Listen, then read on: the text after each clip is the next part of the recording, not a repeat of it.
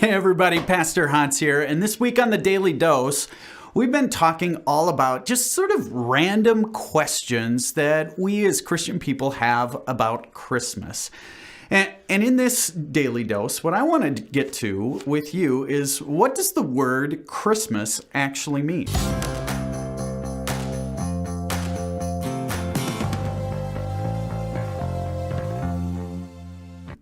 What does the word Christmas actually mean? I mean, we have been celebrating as Christian people for 2 millennia this anniversary day of the birth of Jesus. We celebrate it on December 25th every single year. What's interesting about that date, of course, as you learned earlier in the week, is the Bible has no date for the birth of Jesus. We simply chose that date. So how did we land on it, and what does the word Christmas mean anyway? Well, it's kind of interesting. If you go back in history, the first recorded celebration of the birth of Jesus on December 25th was recorded in Rome in the year 336. So think about that. It was almost 300 years after the death of Jesus that they began to celebrate Jesus' birth on December 25th. There are no historical foundations for the date of Jesus' birth being December 25th, but there are all kinds of suggestions as to why they chose December 25th. One of those was that back in the year 336 and around that time, there were all kinds of pagan festivals. And one of those festivals was to worship the sun god on winter solstice. Likely, again, the birth of Jesus happened at a totally different month in a totally different day, but possibly the reason they chose December 25th was sort of rival this pagan birth date that was celebrated in popular culture back in the 300s. Another suggestion says this, that March 25th, the spring equinox, some believe back in the day that was the date that the creation of the world happened on March 25th.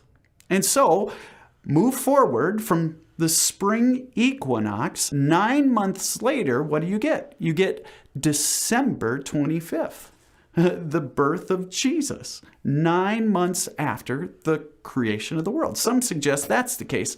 Others just simply suggest that in the midst of a dark and bleak time, people needed something to celebrate, some light. They wanted to celebrate birth in the midst of a time where everything was dark and everything was bleak and things were dead. And so they chose that winter solstice time of the year. And here's the other reason that possibly they chose that date, is that it upped the chances that people in popular culture would celebrate it, because there were all kinds of pagan festivals that were celebrated around the winter solstice. And actually, history suggests that those celebrations, those first Christmas celebrations, were rather raucous, if you might say. There were these huge celebrations that would at times get rowdy. There was drunkenness. And so get this, the early Puritans, when they landed in America, guess what? They didn't celebrate Christmas because that holiday had gotten way out of hand. In fact, it wasn't until the 19th century that the sort of family celebration of Christmas as we know it came to be. So back to my original question, what does Christmas mean? What does that word mean? Well, it actually comes from 2 words, Christ and Mass. Christ, you know who Christ is, Jesus Christ, and Mass, meaning worship, or the word that's used in the Catholic tradition for a worship experience. Christ Mass, Christmas, was the first day of the season of Christmas in the early church calendar. The celebration of Christmas, the Christ Mass, began a 12-day season that started on Christmas Day. The actual beginning of the church year was actually 4 weeks prior to Christmas, during the season of Advent. The church year began with those 4 Sundays prior to Christmas in which they'd celebrate the coming of Jesus into this world. Advent means coming or arrival. And so for 4 Sundays prior to Christmas, they would remember stories like John the Baptist. John the Baptist saying, hey, if you think I'm great, the one who's coming after me, he's going to blow your mind. They'd tell the stories of the angels coming to Mary, the angel coming to Joseph, of preparation for Christmas. Christmas means Christ Mass. It's the kickoff to a Christmas season, 12 days of Christmas. Here's something else that might be kind of interesting to you. For a while, remember when people sort of frowned upon Xmas? Do you remember that?